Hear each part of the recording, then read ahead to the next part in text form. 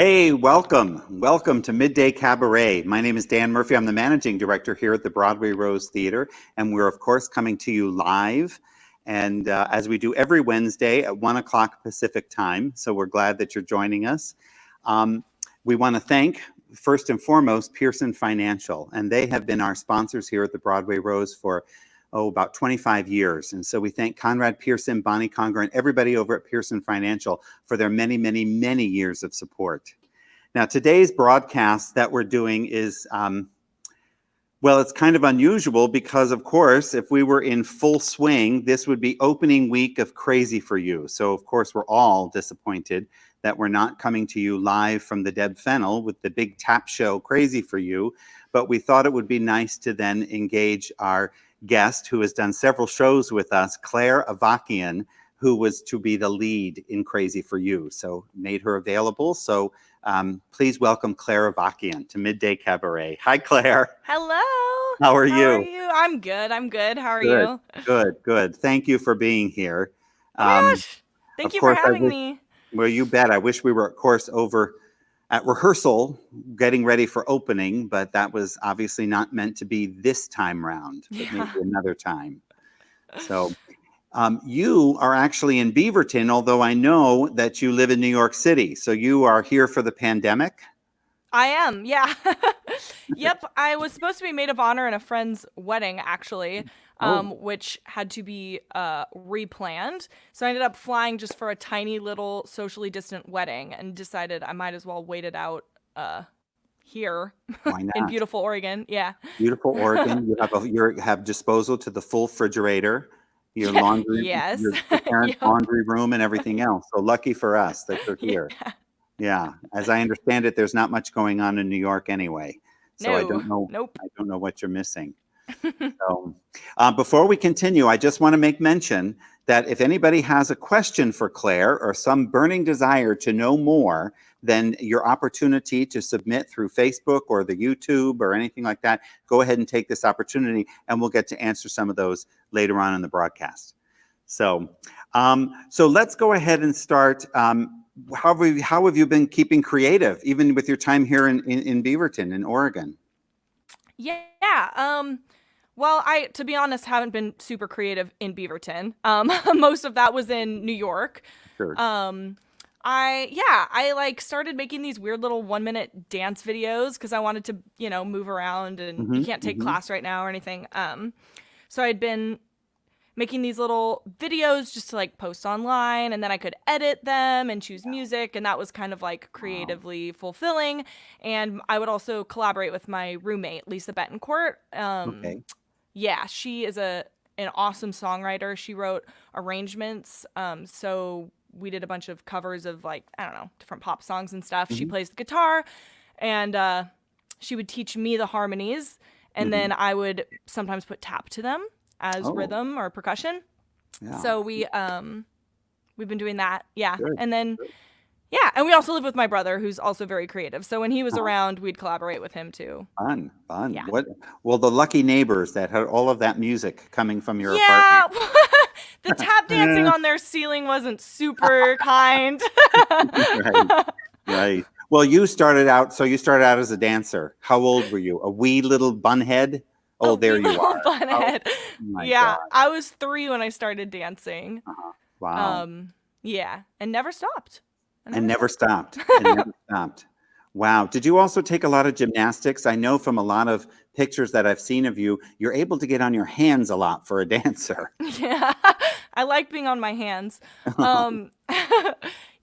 had at our dance studio, we had a great acrobatics program. Oh, great. So, I didn't do like the beam or the bars or anything like that, but we did a ton of tumbling. Yeah. So that's where the handstands come from. Wow. And then, of course, you made your way into musical theater. So how did that happen?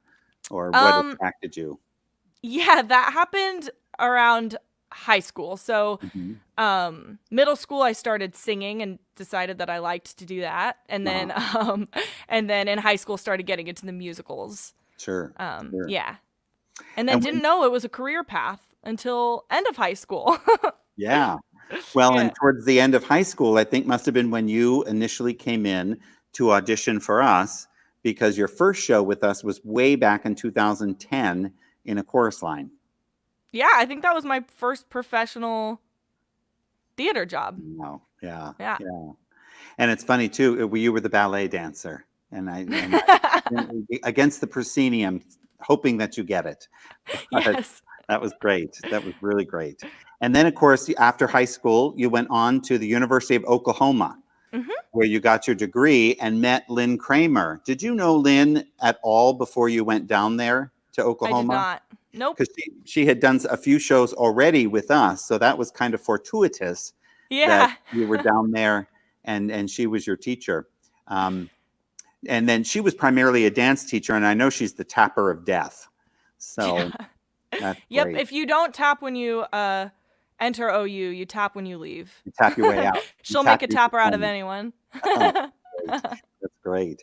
And during one of those summers, we went ahead and you were cast in The Drowsy Chaperone. That was back in 2012, which of course, Lynn and Jacob, another student of hers, we've been able to tap into a lot of University of Oklahoma students over the years, thanks to Lynn, since 2009. So we really appreciate all of the artists that they crank out of there. They're really a talented group. You leading the pack. Well, thanks. So then you went on, of course, and when you graduated, you came to us and it was an easy casting for Thoroughly Modern Millie. So what was that like for you? First show out of college with your newfound musical theater degree. Yeah. No, it was awesome. I mean, I love performing at Broadway Rose. I love being home in Oregon during the summertime. That's always fun. And it was a great learning experience too. That's the most vocally demanding show I've ever done. So it was challenging and I learned a lot, and it's a fun show, and it was fun cast, fun team. Yeah. It was great. And you know what? We're going to show our audience, for those that didn't have the opportunity to see it, or for those that did, sort of a little trip down memory lane. So we're going to go ahead to the video and show some clips from the show.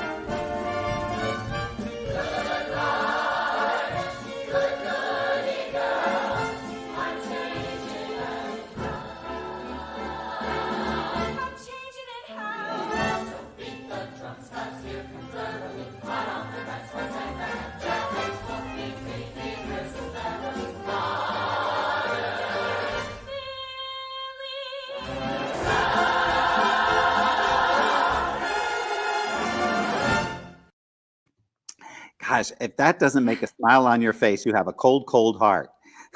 That was great. It was a fun one.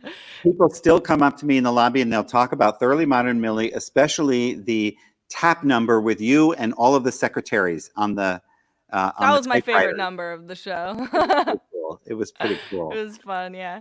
Yeah. Okay, so it's cabaret time. So go ahead and why don't you go ahead and set up the first song you're going to do for us? Yeah, this is That'll Show Him from A Funny Thing Happened on the Way to the Forum. Accompaniment by my brother, Nathan Avakian, who is on the East Coast right now. Let the captain wed me and woo me, I shall play my part. Let him make his mad passion to me, you will have my heart. He can have the body he paid for, nothing but the body he paid for. When he has the body he paid for, our revenge will start. When I kiss him, I'll be kissing you.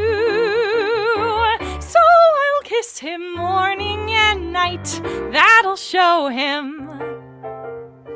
When I hold him, I'll be holding you. So laces tight, that'll show him too. I shall coo and tenderly stroke his hair. Wish that you were there. You'd enjoy it when it's evening and we're in our tent for two. I'll sit on his knee, get to know him intimately. That'll show him how much I really love you.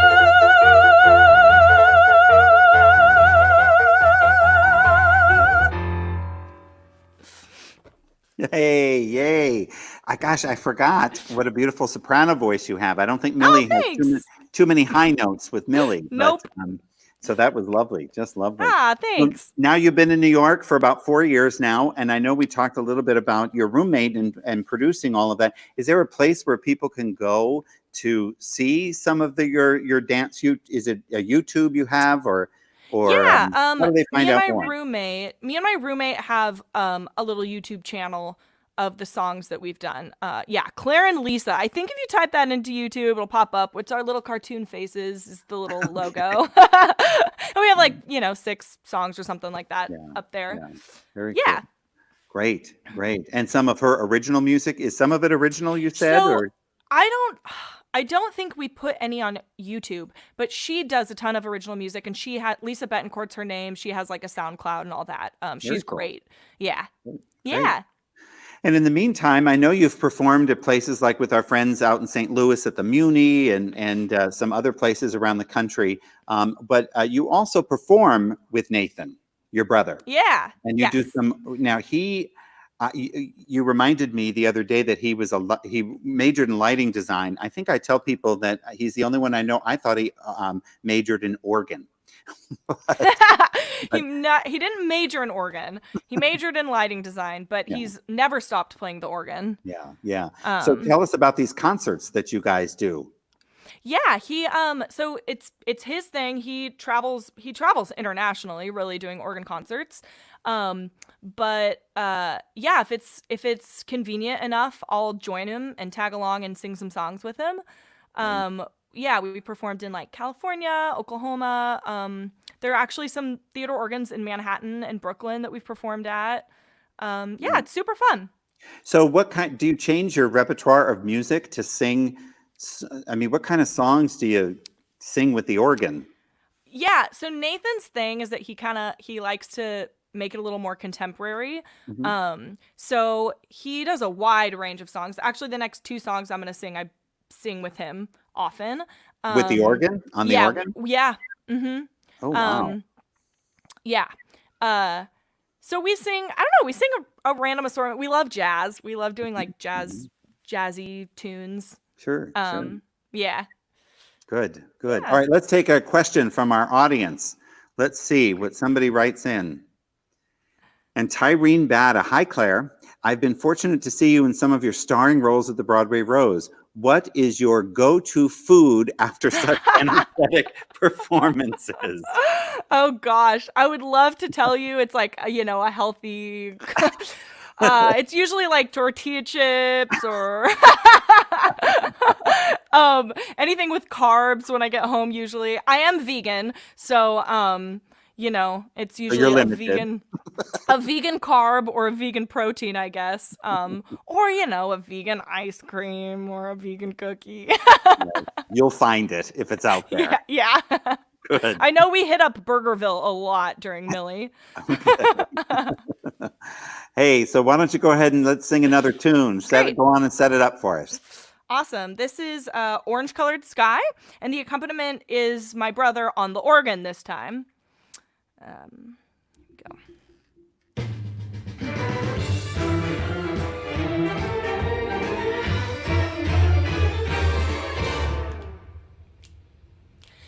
I was walking along, minding my business, when out of an orange-colored sky, flash, bam, alakazam, wonderful you came by.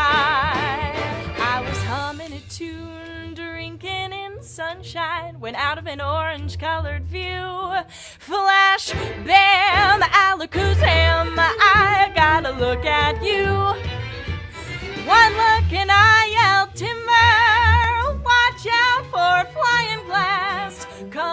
ceiling fell in and the bottom fell out. I went into a spin and I started to shout, I've been hit. This is it, this is it.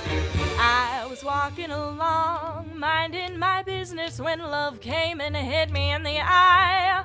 Flash, bam, alakazam, out of an orange-colored sky.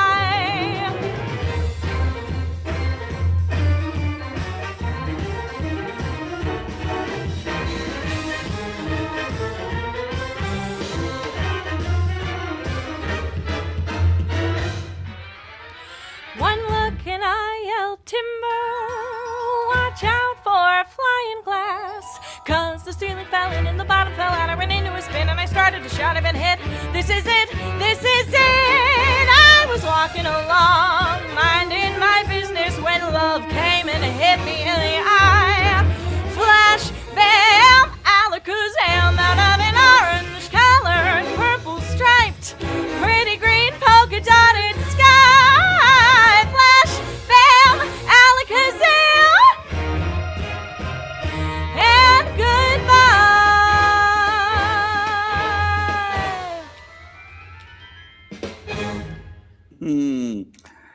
Wow, that's great. That's great. So he's playing on the organ. There are obviously many more instruments. Can you do that kind of stuff in your apartment? He can put all that together? So some of the percussion and additional instruments are Yeah. electronically recorded. He arranged it all and he went in and added them electronically, which he then accompanies while he plays the organ. But with the trumpets and everything, I mean, he's like a one-man band, literally. He is a That's what- one-man band, yeah. Wow. And then you Yep. guys get the benefit of just, okay, push play or whatever, and you get to dance around your apartment and sing. Yeah, yeah. How great. We How have a great. very fun apartment. Yes, you do. Yes, you do. I think that people think that that's the kind of life a lot of musical theater people live, but you actually do. I actually do. Now, not many people live with an organ in their New York City apartment, but Wow. but yes, I do. Wow, that's incredible. That's incredible.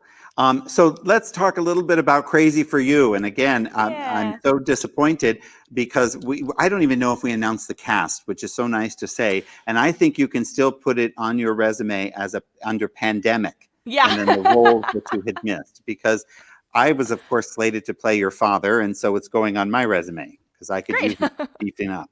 But so what was it like? So when you got Polly to me is as big as Millie. I mean, there's a ton of dancing in it. And of course, a songbook from George and Ira Gershwin that everybody knows. What were you starting to do in preparation for the part? Yeah, I was working on all the songs with my voice coach in New York.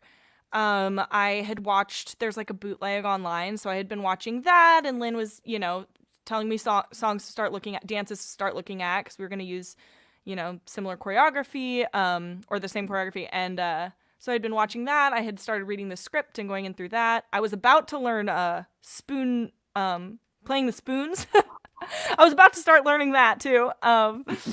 Yeah, but really diving into the show. Yeah. Yeah. It's not too late to learn those spoons, especially in Never your too apartment. late. Everybody could probably grab some silverware and you have Yeah. a band. Yeah. So that would be great. That would be great. Yeah. And then Corey Ligner. Lingner. I don't know why that's a tongue twister for me. He's also another student that I have never met, that he was going to play opposite you, but also another alumni from University of Oklahoma. Mm-hmm. Wow. Yeah. We are so fortunate to have that pipeline with you guys. It's really He's great. amazing. He's amazing. I hope you all get to work with him and watch him perform one day. Yeah. Well, we got to get out of this so we can get back to producing those big splashy musicals that everybody looks forward to. So we're going to go ahead and take a couple more questions. So let's see what people want to know. This is from Alyssa Hornbrath. Grandma Laura, I'm assuming you know this, Alyssa, wants to know what your favorite show you've performed in is. Okay. Aside from the Broadway Rose. I loved Millie. I was gonna say Millie. I mean, Millie was such a fun experience. Yeah. I also loved performing in Young Frankenstein Oh, really? at the Muni. Yeah, that's a silly show, and I didn't think I'd ever be in it, but I was. And that's a really, it's a funny show. And you've done a couple of summers, haven't you, at the Muni in St. Louis? 3. Mm-hmm. Three summers. Tell us a little bit about that, because I have in my head, it's an outdoor theater.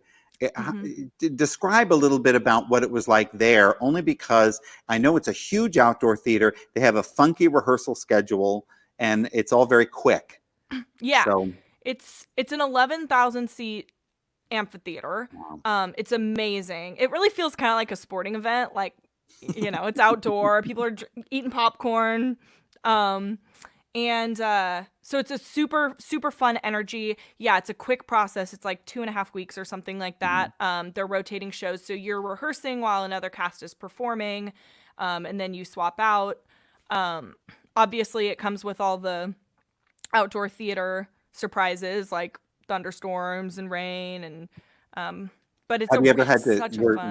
Were you in a show that was canceled or called for rain? And yes, our closing night of Young Frankenstein, actually. Oh. Yeah. But it was fitting because it was a thunder and lightning storm. Oh, that's true. Fit with the show's theme. Right. And did they dress rehearse the dress rehearsals at night after the performance? I think they used to do that. I have never done like an overnight tech process there. Yeah. It's all been during the day, but oh, good. Yeah. Which must be hell for the lighting designer. Yeah, I don't know. I don't know how they all do it over there. They're incredible. Wow, that's pretty cool. Let's see, another question. Let's see, who wants to know? Ron Dom, do you have a dream role? What's your dream role? I would have to say my dream role is Cassie in a chorus line, which I have a number of years before I'll probably ever get to play, but. Well, good for you. Rub it in for the rest of us. And then what you can do is you can tell the story of how you really did. You played the cut ballerina. And you made it all the way from the cut ballerina at the Broadway Rose to starring as Cassie in a chorus line.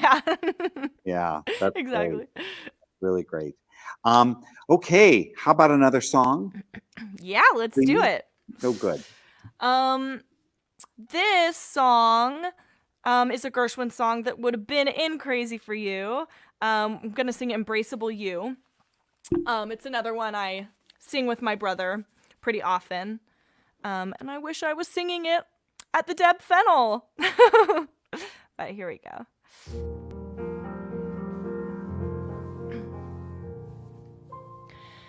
Dozens of guys would storm up.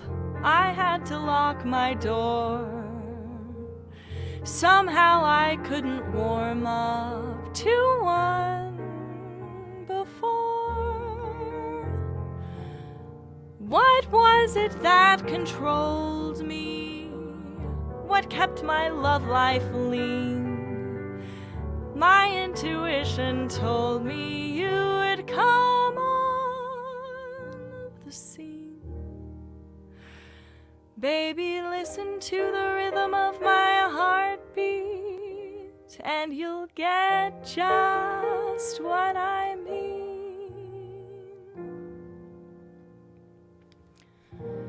Embrace me, my sweet embraceable you. Embrace me, my irreplaceable you. Just one look at you, my heart grew tipsy in me. For you and you alone, my heart does flips within me. I love all the many charms about you. Above all, I want my arms about you. Don't be a naughty baby. Come to mama, do. My sweet embraceable you.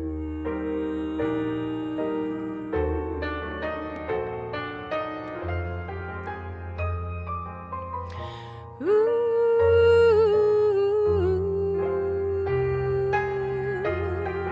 da da da da da da da da dum.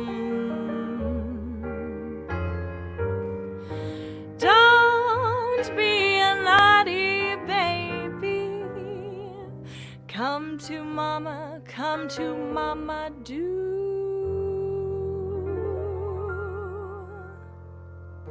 My sweet embraceable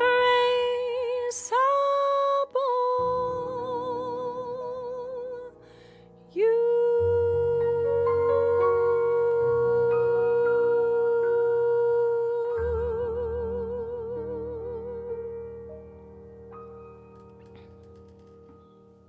Wow, that was beautiful. What a beautiful arrangement. Beautiful arrangement. It's Nathan, all Nathan. Wow. Claire, listening to you sing and seeing your face as you sing, you bring such happiness, such joy, but you can tell how much you enjoy it. Aww. And then that is infectious. So thank you. Thank you for sharing that with us today. And any idea when you're heading back east? No, probably within the next couple weeks. It'll really depend on when my job needs me back. So yeah. Not sure. Not sure. I don't think any of us are, right? No. So we have plans A through F and figuring out one day to the next. Seriously. To do. Well, we can't thank you enough for joining us. Thank you so much. Thank you for having me. It was pleasure. good to see you.